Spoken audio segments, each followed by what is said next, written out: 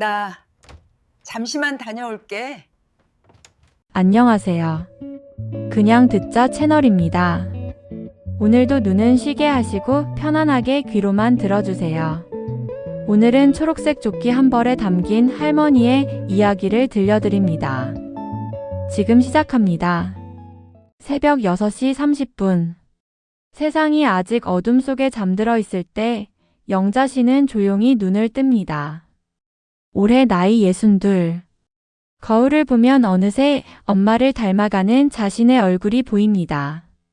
주름이 깊어졌고 머리카락엔 하얀 서리가 내렸지만 영자 씨는 이 평온한 일상이 참 좋습니다. 옆에서는 남편이 코를 골며 자고 있습니다. 50년을 함께 산 사람. 젊은 시절엔 밤늦게 들어오는 남편 때문에 속도 많이 끓였지만 이제는 그저 옆에 있다는 것만으로도 감사합니다. 자식들도 다 컸습니다.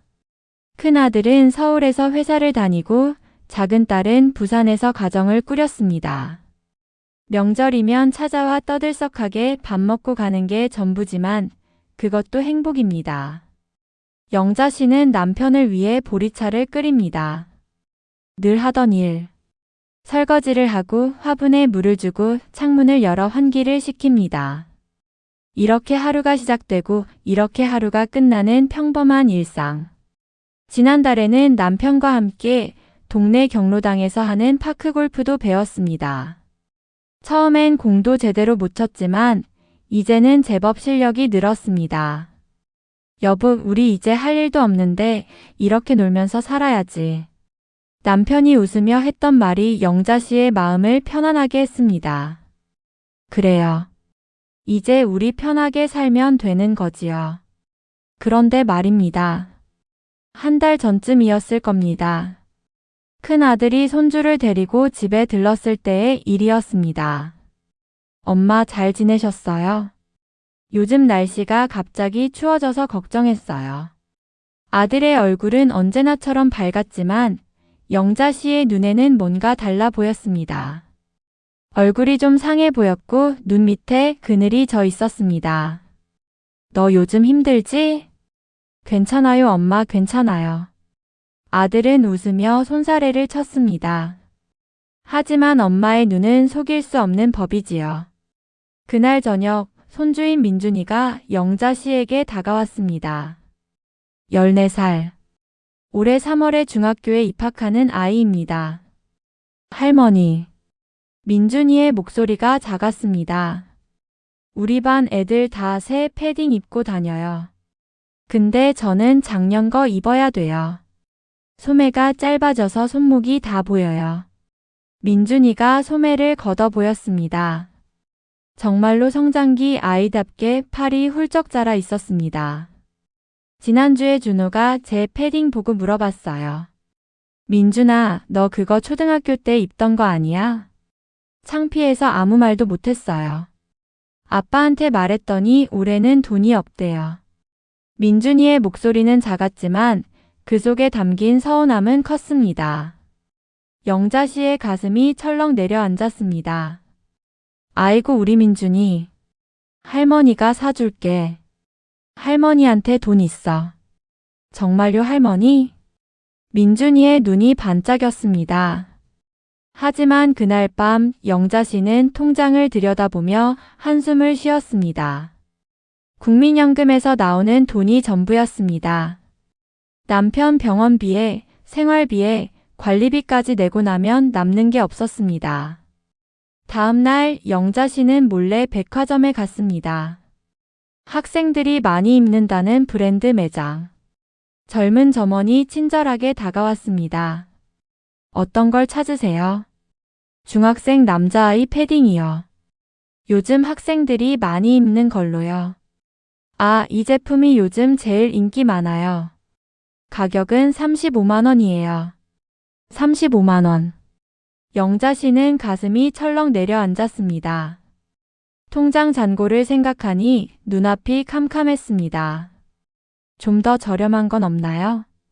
저렴한 제품도 있긴 한데 학생들이 많이 안 찾아요. 요즘 애들은 브랜드를 많이 따지거든요.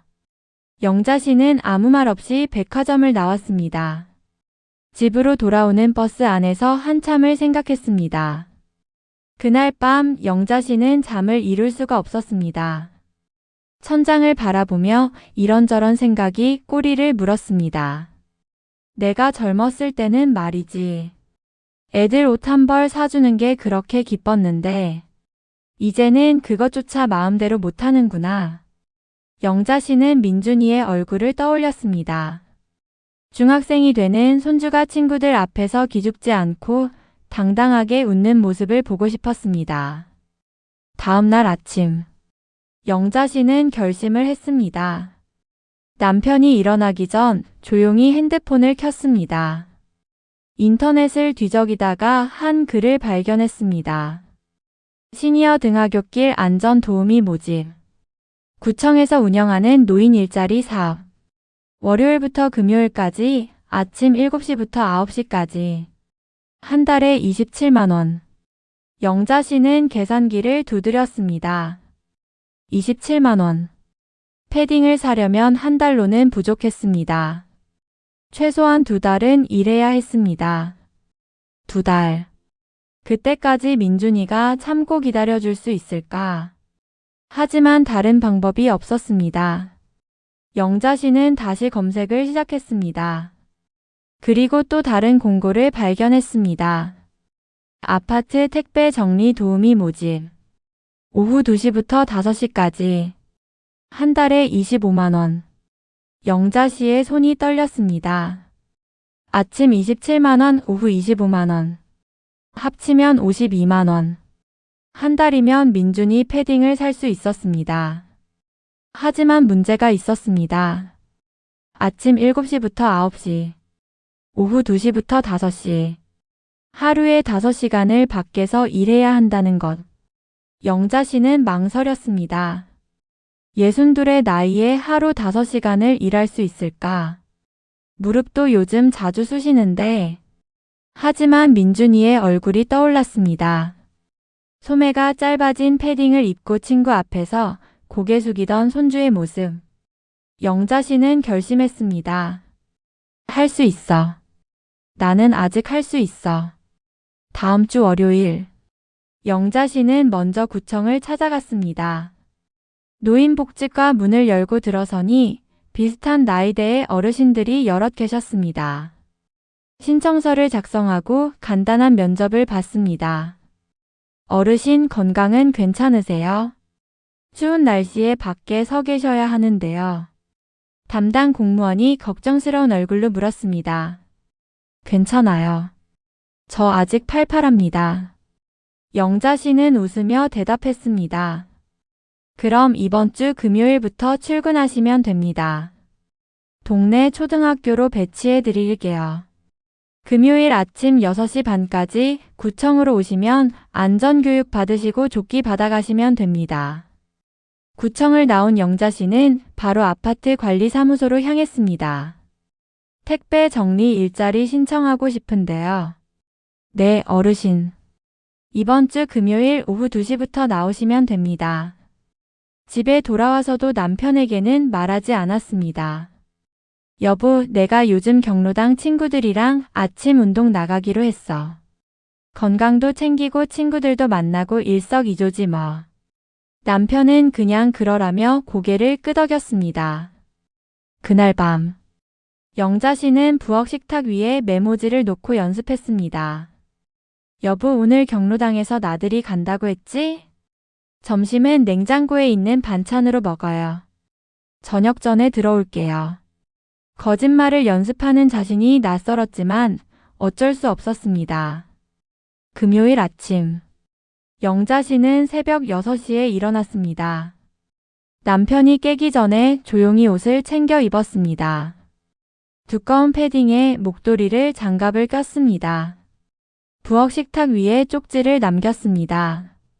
여보, 오늘 경로당에서 등산 간다고 했지? 점심은 냉장고에 있는 반찬으로 먹어요. 저녁 전에 들어올게요. 구청에 도착했을 때는 6시 30분이었습니다. 벌써 몇 명의 어르신들이 모여 계셨습니다. 간단한 안전 교육을 받았습니다. 아이들을 안전하게 횡단보도를 건너게 하는 방법. 긴급 상황 시 대처 요령. 그리고 마지막으로 초록색 형광조끼를 받았습니다. 영자 씨는 조끼를 받아들고 화장실로 향했습니다. 거울 앞에서 조끼를 입어봤습니다. 68배 할머니가 형광조끼를 입고 서 있는 모습. 왠지 모르게 가슴이 뭉클했습니다. 영자야, 너 아직 할 수 있구나. 아직 누군가를 위해 뭔가를 해줄 수 있는 사람이구나. 동네 초등학교 앞. 영자 씨는 다른 어르신들과 함께 자리를 잡았습니다. 처음 뵙겠습니다. 오늘부터 같이 일하게 된 박영자입니다. 영자 씨가 인사를 건넸습니다. 아이고, 어서 오세요. 저는 이 학교에서 벌써 3년째 일하고 있는 김순덕이에요. 71살인데 아직 팔팔해요. 쾌활한 목소리에 할머니가 손을 내밀었습니다. 나이가 어떻게 되세요? 68입니다. 그럼 우리 학교에서 제일 젊은 사람이네요. 힘든 일 있으면 언니한테 물어봐요. 순덕 씨는 영자 씨를 친절하게 이끌었습니다. 여기 서면 아이들이 제일 잘 보여요. 신호가 바뀌면 깃발을 이렇게 높이 들고요. 아이들한테 큰 소리로 조심하라고 말해주면 돼요. 간단하죠? 첫날부터 쉽진 않았습니다. 아침 7시. 아이들이 하나둘 학교로 향하기 시작했습니다. 영자 씨는 횡단보도 앞에 섰습니다. 손에는 노란 깃발을 들고 조심히 건너요. 천천히 가요. 영자 씨는 아이들에게 말을 건넸습니다. 어떤 아이들은 밝게 인사를 했습니다. 할머니 안녕하세요. 어떤 아이들은 그냥 지나쳤습니다. 이어폰을 끼고 고개를 숙인 채 1시간, 2시간 서 있는 일이 이렇게 힘든 줄 몰랐습니다. 발이 저리고 허리가 욱신거렸습니다. 찬바람이 옷 속으로 파고 들어왔습니다. 아이고, 이거 생각보다 힘드네. 영자 씨는 속으로 중얼거렸습니다. 그때였습니다. 한 남자아이가 영자 씨 앞을 지나가다 멈췄습니다. 할머니 추우시죠? 이거 드세요. 아이가 손에 든 따뜻한 핫팩을 내밀었습니다. 아이고, 고맙다 얘야. 너는 참 착하구나. 영자 씨의 눈시울이 뜨거워졌습니다. 그 핫팩을 주머니에 넣고 영자 씨는 다시 깃발을 들었습니다. 아직 건널 아이들이 많이 남아 있었으니까요. 9시가 되자 아침 근무가 끝났습니다. 영자 씨는 순덕 씨와 함께 근처 카페로 향했습니다. 첫날 어땠어요? 힘들었죠? 나도 처음엔 발이 퉁퉁 부어서 집에 가자마자 쓰러졌어요. 영자 씨는 웃으며 대답했습니다. 괜찮아요. 이 정도는 할 수 있어요. 그런데 말이에요. 왜 이 일을 시작하셨어요? 순덕 씨가 물었습니다. 영자 씨는 잠시 망설이다가 솔직하게 말했습니다. 손주 패딩 사주고 싶어서요. 요즘 애들 패딩이 35만 원이나 하더라고요. 아이고, 나도 똑같은 이유로 시작했어요. 손주 학원비 보태주려고요. 요즘 세상에 할머니 노릇하기 참 어려워요. 순덕 씨가 한숨을 쉬었습니다. 그렇게 두 사람은 금세 가까워졌습니다. 같은 고민을 가진 사람들끼리는 마음이 통하는 법이지요. 영자 씨는 시계를 봤습니다. 아직 12시. 오후 일을 시작하려면 2시까지 기다려야 했습니다. 영자 씨는 근처 도서관으로 향했습니다. 따뜻한 실내에서 잠시 쉴 수 있었습니다. 의자에 앉자마자 온몸이 풀어지는 느낌이었습니다. 그렇게 1시간 반을 보내고 다시 일어섰습니다. 오후 2시. 영자 씨는 아파트 관리사무소로 향했습니다. 어르신, 오늘부터 나오신 분이시죠? 택배 정리는 어렵지 않아요. 1층 로비에 쌓인 택배를 동별, 호수별로 분류하시면 돼요. 영자 씨는 고개를 끄덕였습니다. 알겠습니다. 하지만 막상 시작하니 만만치 않았습니다. 큰 택배 상자들을 옮기는 일.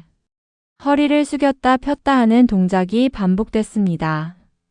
아침부터 서 있던 다리가 욱신거렸습니다. 무릎이 시큰거렸습니다. 하지만 영자 씨는 참았습니다. 101동 503호, 102동 1204호. 영자 씨는 하나하나 택배를 분류했습니다. 3시간이 지나 5시가 되자 온몸이 땀으로 젖어 있었습니다. 겨울인데도 등에서 땀이 흘렀습니다. 수고하셨어요, 어르신. 월요일도 같은 시간에 나오시면 돼요. 관리소장이 말했습니다. 영자 씨는 고개를 끄덕이고 아파트를 나섰습니다. 시계를 보니 5시 10분. 아침 7시부터 저녁 5시까지. 점심시간을 빼면 5시간을 일한 셈이었습니다. 집으로 돌아가는 버스 안. 영자 씨는 창밖을 바라보며 생각했습니다. 한 달만 버티면 민준이한테 새 패딩을 사줄 수 있어. 집에 도착했을 때는 6시가 다 되었습니다. 문을 열고 들어서자 남편이 거실에 앉아 있었습니다. 왔어? 오늘 등산 어땠어? 남편이 물었습니다. 응, 좋았어. 날씨도 좋고 친구들이랑 재미있게 놀았어. 영자 씨는 웃으며 대답했습니다. 그런데 얼굴이 왜 이렇게 피곤해 보여? 아니야, 괜찮아. 그냥 많이 걸어서 그래. 저녁을 준비하는 영자 씨의 손이 떨렸습니다. 칼질을 하다가 손가락을 베일 뻔했습니다. 온몸에 힘이 하나도 없었습니다. 저녁을 먹고 설거지를 하고 샤워를 하고 나니 8시가 넘었습니다. 영자 씨는 침대에 누워 눈을 감았습니다. 온몸이 쑤셨습니다. 특히 무릎과 허리가 심하게 아팠습니다. 하지만 남편에게 들킬까 봐 신음소리도 낼 수 없었습니다. 첫날이 이렇게 힘든데 한 달을 버틸 수 있을까? 영자 씨는 불안했습니다. 하지만 다음 날도 그 다음 날도 영자 씨는 집을 나섰습니다. 아침 7시부터 9시까지 학교 앞에서, 오후 2시부터 5시까지 아파트에서. 일주일이 지났습니다. 영자 씨의 몸은 점점 익숙해졌습니다. 하지만 피로는 쌓여갔습니다. 그런데 문제가 생겼습니다. 일주일째 되던 목요일이었습니다. 경로당 친구 미자 씨한테서 전화가 왔습니다. 영자야, 너 요즘 왜 안 나와? 파크 골프 치기로 했잖아. 이번 주 내내 안 보이던데. 영자 씨는 당황했습니다. 아, 미안해. 요즘 몸이 좀 안 좋아서. 그래? 그럼 우리 집에 놀러와. 내가 맛있는 거 해줄게. 고마워, 근데 좀 바빠. 다음에 갈게. 전화를 끊고 나서 영자 씨는 한숨을 쉬었습니다. 거짓말이 점점 쌓여가고 있었습니다. 2주차가 되었습니다. 어느 날 순덕 씨가 영자 씨를 유심히 바라보더니 물었습니다. 영자 씨, 요즘 많이 힘들어 보여요. 얼굴이 많이 상했어요. 괜찮아요, 언니. 그냥 잠을 좀 못 잤어요. 혹시 다른 일도 하세요? 아침에 일 끝나고 어디 가시는 거 봤는데. 영자 씨는 순간 말문이 막혔습니다. 하지만 순덕 씨의 따뜻한 눈빛을 보니 솔직하게 말하고 싶어졌습니다. 사실은요. 오후에 택배 정리 일도 하고 있어요. 아침 일만으로는 돈이 부족해서요. 뭐라고요? 하루에 2군데 일을 하신다고요? 그럼 몇 시간이나 일하시는 거예요? 5시간이요. 순덕 씨는 깜짝 놀라 영자 씨의 손을 잡았습니다. 영자 씨, 그러다 쓰러져요. 우리 나이에 하루 5시간씩 일하면 안 돼요. 괜찮아요. 한 달만 버티면 돼요. 그러면 손주 패딩 살 수 있어요. 손주가 뭐가 그리 중요해요. 영자 씨 건강이 더 중요하지. 순덕 씨의 목소리에 걱정이 묻어났습니다. 언니, 저 정말 괜찮아요. 제발 아무한테도 말하지 마세요. 특히 우리 남편한테는요. 순덕 씨는 한참을 영자 씨를 바라보다가 고개를 끄덕였습니다. 알았어요. 근데 힘들면 꼭 말해요. 알았죠? 그날 오후, 영자 씨는 아파트 로비에서 택배를 정리하고 있었습니다. 무거운 상자를 옮기다가 갑자기 무릎에 힘이 풀렸습니다. 아차. 영자 씨는 비틀거렸습니다. 다행히 넘어지진 않았지만 무릎이 심하게 쑤셨습니다. 괜찮으세요? 지나가던 젊은 주부가 물었습니다. 네, 괜찮아요. 그냥 다리가 좀 저린 것 뿐이에요. 영자 씨는 웃으며 대답했지만 무릎 통증은 점점 심해졌습니다. 집에 돌아와 파스를 붙였지만 소용없었습니다. 3주차가 되었습니다. 영자 씨의 거짓말은 점점 더 정교해졌습니다. 여보, 오늘도 경로당 가? 남편이 물었습니다. 응, 오늘은 친구들이랑 미술관 가기로 했어. 점심도 밖에서 먹고 올게. 매일 나가는데 피곤하지 않아? 괜찮아. 친구들 만나면 기분이 좋아져. 하지만 영자 씨의 얼굴은 날이 갈수록 헬쑥해졌습니다. 체중도 2kg이나 빠졌습니다. 그러던 어느 날이었습니다. 큰아들이 갑자기 집에 들렀습니다. 엄마, 저 왔어요. 아들의 목소리가 평소보다 어두웠습니다. 왜 그래? 무슨 일 있어? 영자 씨가 놀라 물었습니다. 엄마. 아들이 한참을 망설이다가 입을 열었습니다. 솔직히 말씀드릴게요. 회사에서 구조조정이 있었어요. 다행히 저는 안 잘렸는데 월급이 삭감됐어요. 앞으로 더 힘들어질 것 같아요. 아들의 목소리가 떨렸습니다. 민준이 패딩도 못 사준 게 너무 미안해요. 이제 중학생이 되는데 작년 패딩을 입고 다니잖아요. 지난주에 담임 선생님한테 전화가 왔어요. 민준이가 요즘 기가 죽어 있다고. 친구들이 패딩 때문에 놀린대요. 영자 씨의 눈에 눈물이 맺혔습니다. 엄마, 제가 무능해서 이렇게 됐어요. 아들로서도 실격이고 아빠로서도 실격이에요. 영자 씨는 아들의 손을 꼭 잡았습니다. 아니야. 너는 충분히 잘하고 있어. 세상이 어려운 거지 내 잘못이 아니야. 엄마. 아들이 울먹였습니다. 괜찮아. 엄마가 있잖아. 곧 민준이한테 새 패딩 사줄 수 있을 거야. 엄마, 아니에요. 엄마도 이제 편히 쉬셔야죠. 더 이상 엄마한테 짐 지우고 싶지 않아요. 아들이 돌아간 뒤 영자 씨는 한참을 멍하니 앉아 있었습니다. 민준이가 친구들한테 놀림을 당하고 있다니 영자 씨의 가슴이 찢어지는 것 같았습니다. 더 열심히 일해야겠어. 한 달. 딱 한 달만 버티면 돼. 영자 씨는 다짐했습니다.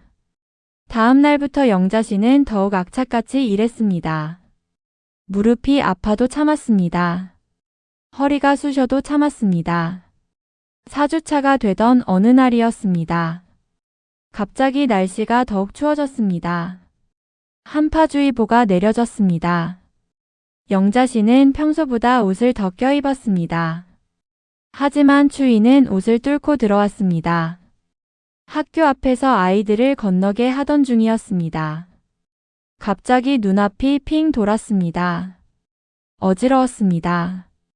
영자 씨는 깃발을 잡은 손에 힘을 주며 버텼습니다. 괜찮아. 조금만 더. 하지만 그날 오후였습니다. 아파트에서 택배를 정리하던 중이었습니다. 무거운 상자를 옮기다가 갑자기 다리에 힘이 쭉 빠졌습니다. 쿵. 영자 씨가 바닥에 쓰러졌습니다. 어르신. 관리소장이 황급히 달려왔습니다. 괜찮으세요? 119 불러야 하나요? 아니에요, 괜찮아요. 그냥 잠깐 어지러웠어요. 하지만 영자 씨는 일어서지 못했습니다. 무릎에 힘이 하나도 들어가지 않았습니다. 어르신, 일단 의자에 앉으세요. 보호자분 연락처 좀 알려주세요. 영자 씨는 당황했습니다. 아니에요, 괜찮아요. 잠깐 쉬면 괜찮아질 거예요. 보호자분한테 연락하지 마세요. 하지만 관리소장은 이미 119에 전화를 걸고 있었습니다. 구급차가 도착했고 영자 씨는 병원으로 실려갔습니다. 응급실에서 검사를 받는 동안 간호사가 물었습니다. 보호자 연락처가 어떻게 되세요? 영자 씨는 울먹이며 남편 전화번호를 불렀습니다. 30분 뒤 남편이 헐레벌떡 병원에 도착했습니다. 여보, 무슨 일이야? 왜 병원에 있어? 경로당 간다고 하지 않았어? 남편의 목소리가 떨렸습니다. 영자 씨는 더 이상 숨길 수 없었습니다. 눈물이 주르륵 흘러내렸습니다. 여보, 미안해. 사실은 말이지. 나 경로당 간 게 아니야. 뭐라고? 일을 했어. 아침에는 학교 앞에서 아이들 횡단보도 건너는 거 도와주고, 오후에는 아파트에서 택배 정리하고, 한 달째 그렇게 일했어. 남편은 말을 잃었습니다. 왜 그런 짓을 했어? 짓이 아니야. 민준이 패딩 사주고 싶어서 그랬어. 애가 친구들한테 놀림 당한대. 작년 패딩 입고 다닌다고. 남편의 눈에도 눈물이 맺혔습니다. 당신, 그런 건 나한테 말했어야지. 왜 혼자 그렇게 고생을 했어? 여보, 우리 통장에 돈이 없잖아. 당신 병원비도 내야 하고, 생활비도 내야 하고. 민준이 패딩 살 돈이 없었어. 남편은 영자 씨를 꼭 안았습니다. 미안해. 내가 무능해서 미안해. 당신한테 이런 고생을 시켜서 미안해. 50년을 함께 살면서 남편이 이렇게 눈물을 보인 적이 없었습니다. 그날 저녁, 큰아들에게도 전화가 왔습니다. 엄마, 아빠한테 들었어요. 엄마가 나 때문에 그렇게 고생하신 거예요. 아들의 목소리가 울먹였습니다. 아니야. 엄마는 고생한 게 아니야. 오히려 행복했어. 아직 엄마가 너희한테 뭔가를 해줄 수 있다는 게 너무 기뻤단다. 엄마, 저 너무 죄송해요. 저 때문에 엄마가 그런 고생을. 아들아, 엄마는 너를 낳고 키우면서 단 한 번도 힘들다고 생각한 적 없어. 너희들이 웃는 모습을 보는 게 엄마한테는 가장 큰 행복이야. 그게 부모 마음이란다. 의사가 말했습니다. 과로로 인한 일시적 탈진 증상입니다. 무릎도 많이 상하셨어요. 당분간 무리하시면 안 됩니다. 영자 씨는 고개를 끄덕였습니다. 병원에서 하루를 보내고 집으로 돌아왔습니다. 남편은 영자 씨를 침대에 눕히고 무릎에 파스를 정성스럽게 붙여주었습니다. 여보, 이제 일 그만해요. 당신 건강이 더 중요해. 알았어. 영자 씨는 작게 대답했습니다. 하지만 가슴 한편이 아팠습니다. 민준이 패딩을 아직 사주지 못했으니까요. 그로부터 사흘 뒤였습니다. 초인종이 울렸습니다. 문을 열자 큰아들과 민준이가 서 있었습니다. 엄마, 안녕하세요. 아들의 손에는 커다란 쇼핑백이 들려 있었습니다. 이게 뭐니? 엄마, 저희가 해결했어요. 민준이 패딩 샀어요. 아들이 쇼핑백을 내밀었습니다. 어떻게? 너희 돈이 없다고 했잖아. 엄마가 그렇게 고생하신 거 알고 나서요. 제가 회사 동료들한테 사정 이야기했어요. 그랬더니 한 선배가 아들이 입던 패딩이 있는데 거의 새 거라고 주셨어요. 브랜드도 좋고 사이즈도 딱 맞아요. 민준이가 패딩을 꺼내 보였습니다. 정말로 거의 새 것 같았습니다. 할머니. 민준이가 영자 씨에게 다가왔습니다. 할머니, 저 때문에 아프셨죠? 정말 죄송해요. 저 이제 친구들이 뭐라고 해도 신경 안 쓸 거예요. 할머니 건강이 더 중요해요. 민준이의 눈에 눈물이 맺혔습니다. 영자 씨는 손주를 꼭 안았습니다. 우리 민준이, 할머니는 괜찮아. 너만 행복하면 돼. 할머니, 저 이거 입고 학교 갈게요. 그리고 친구들한테 말할 거예요. 우리 할머니가 얼마나 대단한 분인지. 민준이가 패딩을 입었습니다. 딱 맞았습니다. 거울 앞에서 이리저리 돌아보는 손주의 모습. 그 모습을 보는 영자 씨의 얼굴에는 환한 미소가 번졌습니다. 며칠 뒤, 영자 씨는 남편과 함께 구청을 찾았습니다. 조끼를 반납하러 가는 길이었습니다. 어르신, 몸은 좀 괜찮으세요? 담당 공무원이 걱정스럽게 물었습니다. 네, 괜찮아요. 조끼 반납하러 왔어요. 영자 씨는 깨끗이 빨아온 초록색 조끼를 내밀었습니다. 조끼를 건네는 순간 가슴 한편이 뭉클했습니다. 한 달도 채 입지 못한 조끼. 하지만 이 조끼는 영자 씨에게 많은 것을 알려주었습니다. 수고 많으셨어요, 어르신. 나중에 건강 회복하시면 언제든 다시 오세요. 고맙습니다. 구청을 나오면서 영자 씨는 남편의 손을 꼭 잡았습니다. 여보, 괜찮아요? 남편이 물었습니다. 응, 괜찮아. 조금 아쉽지만 괜찮아. 그날 저녁, 순덕 씨한테서 전화가 왔습니다. 영자 씨, 괜찮으세요? 학교에 안 나오셔서 걱정했어요. 영자 씨는 그동안 있었던 일들을 이야기했습니다. 그랬구나. 영자 씨, 무리하지 말아요. 건강이 제일 중요해요. 우리 다시 만나면 파크 골프나 치러 가요. 고마워요, 언니. 전화를 끊고 나서 영자 씨는 창밖을 바라보았습니다. 어느새 겨울이 깊어지고 있었습니다. 한 달도 채 안 되는 시간. 그것은 영자 씨에게 단순한 아르바이트가 아니었습니다. 자신이 아직 누군가에게 필요한 사람이라는 것을 확인하는 시간이었습니다. 68세의 나이에도 여전히 무언가를 해낼 수 있다는 자신감을 얻는 시간이었습니다. 그로부터 일주일 뒤였습니다. 영자 씨는 남편과 함께 동네 초등학교 앞을 지나고 있었습니다. 여보, 잠깐만. 영자 씨가 걸음을 멈췄습니다. 횡단보도 앞에서 초록색 조끼를 입은 어르신들이 아이들을 건너게 하고 있었습니다. 그 중에 순덕 씨도 보였습니다. 조심히 건너요. 천천히 가요. 순덕 씨의 목소리가 들려왔습니다. 영자 씨는 그 모습을 한참 바라보았습니다. 언젠가 무릎이 다 나으면 다시 저 일을 하고 싶어. 내가 할 수 있는 일이 있다는 게 참 좋더라고. 남편이 영자 씨의 손을 꼭 잡았습니다. 그때 가서 생각해봐요. 지금은 건강 회복이 먼저야. 영자 씨는 고개를 끄덕였습니다. 그날 저녁, 집으로 돌아오는 길, 영자 씨는 거울 앞에 섰습니다. 주름진 얼굴, 하얗게 센 머리. 하지만 그 눈빛만은 그 어느 때보다 반짝였습니다. 나는 아직 괜찮은 사람이야. 나는 아직 누군가를 사랑할 수 있는 사람이야. 나는 아직 필요한 사람이야. 창밖으로 별이 반짝였습니다.